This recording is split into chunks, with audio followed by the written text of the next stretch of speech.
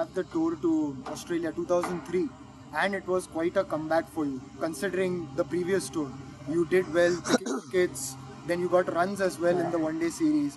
But how important was that spell at Adelaide for you? Because India just changed the match, changed the course of the game.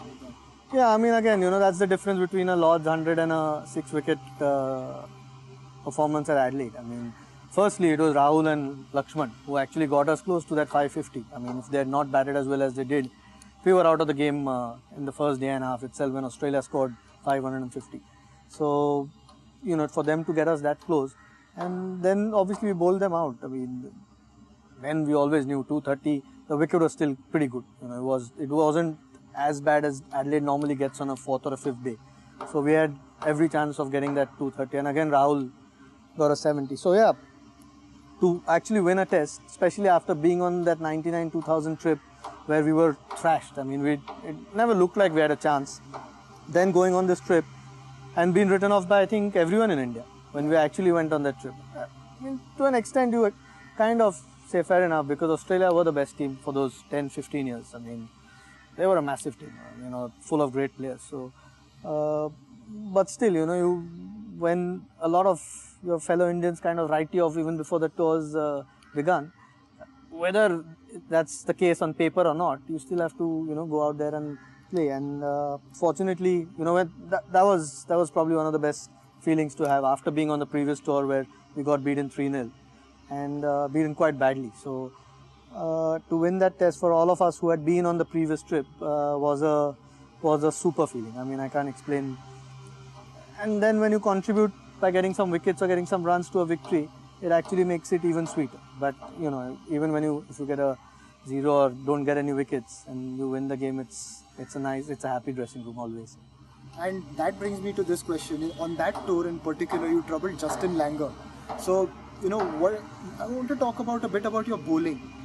What were you had a pacey action.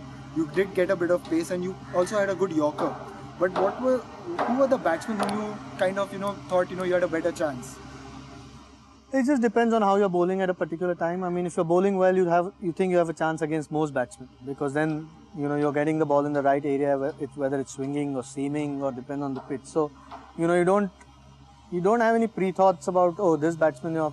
Yeah, there are certain batsmen where when you run in, you feel okay. You can always bowl well with, maybe because you've had a bit of success against them. But apart from that, I mean, you talk about Langer, I got him out 4 or 5 times or 6 times in that series. He got a couple of hundreds in that series. So, I mean, he was a great player. So, it's just how you feel as a bowler. So, when you're bowling well, I don't think most times, I mean, you talk to any bowlers, if you're on top of your game, you don't feel worried bowling to any batsman. And when you're not getting it right, that's the time where you're a little bit, I won't say worried, but you're hoping, you get that rhythm going in a game, or get the ball in the right areas, which is the case with, I think, most bowlers. So no, I mean, obviously my stock ball was outswing to a right-hander which came into a left-hander, and that's a difficult ball if I'm generating some sort of speed to play if I get it right. So when I got it right to the left-handers, I always felt I had a chance. I mean, not that it always worked, because someone like a Gilchrist or someone, even when you bowled a good ball coming into him, he still smacked it over square leg for 6. So, yeah, but that's one of the balls. That it's like a left arm seamer, bowling to a right-hander and bringing the ball back into a right-hander. That's a difficult angle for the right-hand batsman to face. So, it's the same thing, but it just depends on the time, how well you're bowling, and it just makes it easier when you're bowling well.